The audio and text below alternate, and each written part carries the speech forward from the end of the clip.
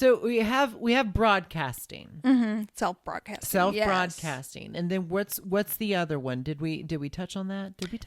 We did. Well, it was the listen to understand, not to listen, respond. understand, not to Right? respond. And then I like the whole idea about, listening means we're willing to be influenced. Mm-hmm.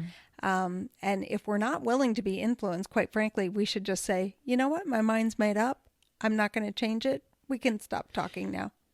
How do you suggest navigating that at work? Because now, and in our community, our families, now that we're becoming so, it seems a lot of times so polarizing in our rightness, how do you suggest, since you worked in personnel, how would you suggest navigating that situation with a hiring manager, let's say, who's just been through, or a director that's just been through some sort of, well, let's just say training on pronouns or training on pay equity, or just inclusion altogether in the workplace, diversity and inclusion.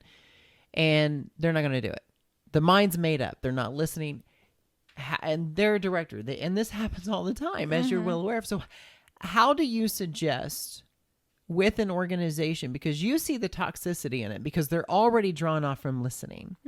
How did you then suggest the intention at that point to heal that organization? What's the intention with that individual's behavior, attitude? Like, how would you suggest dealing with that? Well, that is just really the whole conundrum, isn't it? It right? is. Because of the people in power there. So it depends on who I am in the organization. Certainly if I am an employee and I want to keep my job, I'm probably not going to go directly to that person. Or I might go directly to that. Well, I mean, that person is the person who's not calling me the pronoun I want to be called. So yeah, I'm already in conflict per se internally with that person.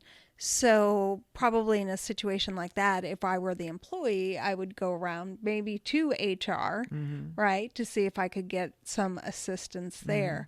But I think at the management level, we have to start creating managers who become responsible for other managers too. Yeah. And so if you and I are both managers, I've got nothing to lose, saying something to you. So I can say, hey, Clint, are you willing to be influenced on this one? Because it sounds like you're not.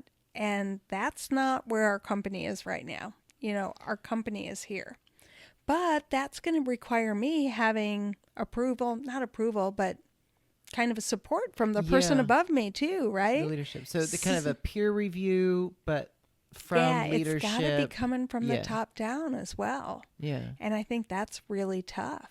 And I think for some of these things, I do believe that we can change organizations from the bottom up, although that's much more difficult. And depending on the size of the organization, because you can just fire all those people and get replacements, right?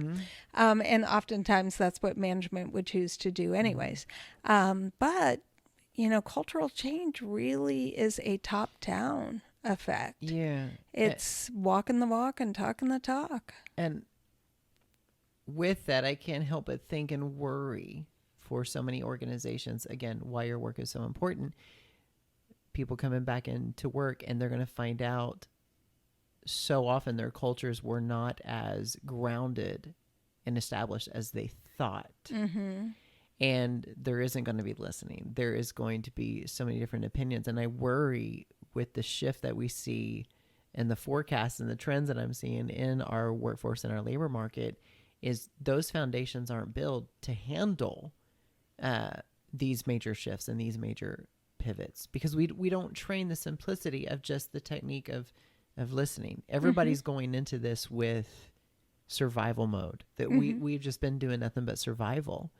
And I worry that those foundations aren't. And it's going to be interesting to see how the next 2 years play out with developing these kind of basic skills that we have forgotten to do. We have not focused on listening, respect, kindness. I hear love now more in organizations. And I'm like, I like that word in organizations. It should have never been without. Yeah. And listening to understand doesn't mean that I agree with you. Mm-hmm. So I can disagree with you about where we take this company, but if we talk it out and we reach a compromise, we can Mm-hmm. both support that. Mm-hmm. So we have to move away from this idea that it's mine or yours, right? It's Mm-hmm. not either. It Mm-hmm. can be both. Yeah. And we have to be able to move into that bothness. And I think that organizations that are going to survive, they are going to have to start listening and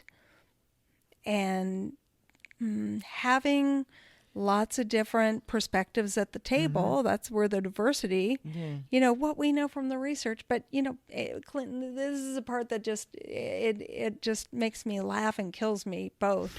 Is that we know what makes successful companies in many ways. We know what makes Mm-hmm. successful decisions. We Mm-hmm. know that when more females are up in management positions, the company makes more money. Mm-hmm. And that's why a company Mm-hmm. oftentimes is in existence, right? To make money. But yet the people who are in power Mm-hmm. still, there's something wrong with the research. Yeah. It's got to be absolutely wrong. Yeah. It's incorrect, so they're not going to change. And one of the really great movements I've seen within the last 10 years is consumers voting